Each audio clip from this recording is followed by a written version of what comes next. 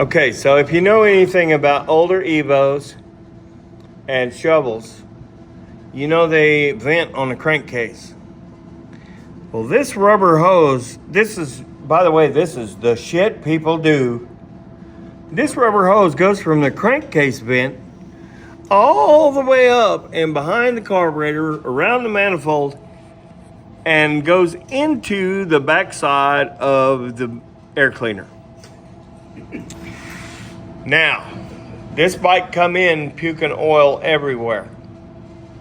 I suspect it may have an oil pump issue, and I'm gonna have to pull the oil pump to make sure.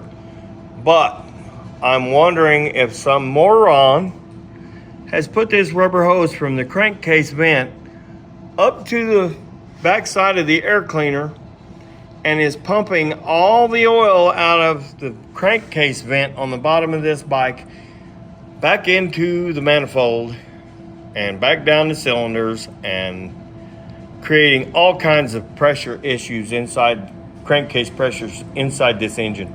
So I think this is a new one for me.